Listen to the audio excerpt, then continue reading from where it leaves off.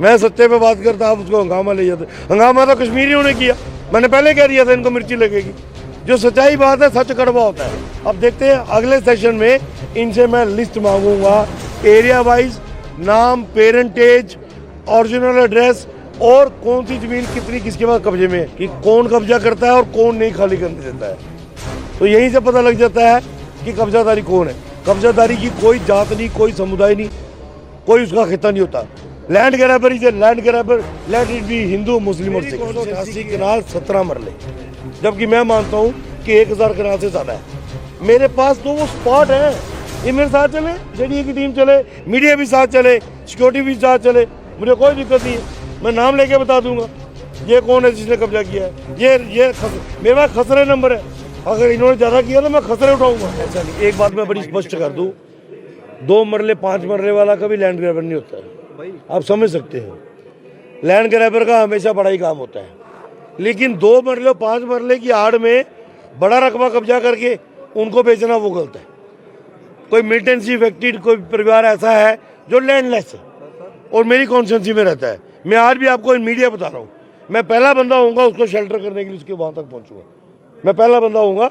लेकिन ये श्योर होना चाहिए कि वो लैंडलेस है, उसके पास कहीं अपने नाम की कोई जमीन नहीं है, उसके पास रहने को जगह नहीं है और वो मिलिटेंसी इफेक्टेड है, उसके घर से कोई मिलिटेंस के कारण शहीद हुआ है या उसकी मौत हुई है, तो हम उसकी मदद करेंगे, उसको जम्मू में पनाह देंगे, बशर्ते तब जब उसको श्रीनगर डेवलपमेंट अथॉरिटी में जगह नहीं मिलती हो। तो अगर वो कश्मीर का इफेक्टेड है मिलिटेंसी का, तो उसको कश्मीर में 5 मरले जगह क्यों नहीं देते आप? वहां दीजिए ना, वहां का रहने वाला व्यक्ति है, उसका वोट वहां पे, उसके पैदावार वहां पे, उसका जीना वहां पे, उसने मरना वहां पे, तो फिर वो जम्मू में। मैं अभी आपको बता रहा हूँ, मुझे नहीं दिक्कत है, कश्मीरियों को दिक्कत है। मैं 10 उदाहरण आपको दे सकता हूँ कि जम्मू के व्यापारियों ने वहां जमीन खरीदने की तैयारी की, जो बेचना चाहते थे वो भी तैयार थे, लेकिन रातों रात उनको धमकियां दी गई और उन्होंने बेचने आई ना, लगी ना मिर्ची। पीओजे के रिफ्यूजी हम तो वो भी लाएंगे जो उधर बैठी है, तुम कौन से बाप की मूली हो। कश्मीरी को सरकारी जमीन पे नहीं बसने देंगे, बस कश्मीरी जमीन खरीद के गांधीनगर पूरा खरीद ले, साथ हो गए उसकी हेल्प करेंगे। मेरी कॉन्स्टिट्यूंसी में जितना कश्मीरी मार्केट, मेरा स्पीकर बैठा है मेरी कॉन्स्टिट्यूंसी में, अब्दुल रहीम राउतर साहब, अपनी गाड़ी कमाई से जमीन खरीदी है, टुकुटा नगर में कोठी बनाई है, कोई माइका लाल उंगली उठा के। सीएम साहब कहाँ बैठे हैं आपको पता ही है, आपकी कॉन्स्टिट्यूंसी में नहीं बैठे, और कहाँ बैठे ये भी पता है, कहाँ बैठे पता है आपको, रहने दो। मैं सत्य पे बात करता, आप उसको हंगामा ले जाते। हंगामा तो कश्मीरियों ने किया, मैंने पहले कह दिया था इनको मिर्ची लगेगी। जो सच्चाई बात है, सच कड़वा होता है।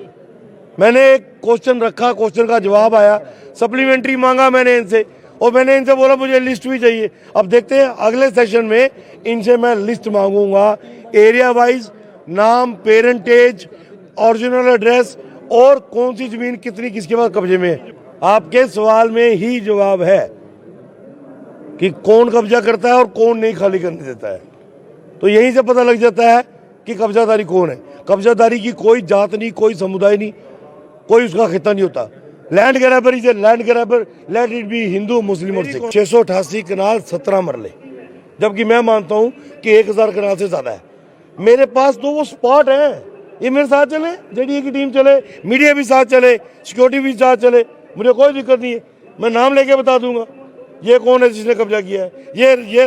मेरे पास खसरे नंबर है, अगर इन्होंने ज्यादा किया तो मैं खसरे उठाऊंगा। जो भी है, वो पॉलिटिशियन है, वो बिजनेसमैन है, वो मीडिया से है, वो सिविल सोसाइटी से है, वो कोई भी है, आप उसका नाम पब्लिक डोमेन में डालिए विद डिटेल्स कि कौन सा रकबा है, कहाँ का रकबा है, खसरा नंबर कितना है, और उसको खाली करवाइए। उसने नहीं, 16,212 कनाल एज पर गवर्नमेंट रिकॉर्ड्स, जो विभाग मुख्यमंत्री महोदय के पास है, उनके रिकॉर्ड के अनुसार 16,212 कनाल जमीन की जेडीए की कब्जा है। मेरी कॉन्स्टिट्यूंसी की है 688 कनाल 17 मरले, जबकि मैं मानता हूं कि 1000 कनाल से ज्यादा है। मेरे पास तो वो स्पॉट है, ये मेरे साथ चले, जेडीए की टीम चले, मीडिया भी साथ चले, सिक्योरिटी भी साथ चले, मुझे कोई दिक्कत नहीं है। कभी खामोश नहीं रही, ऐसी बात नहीं है। मैं एमएलसी था, मैंने अपर हाउस में भी ये बात उठाई थी और उस वक्त भी इस पर कार्रवाई करने का आश्वासन दिया गया।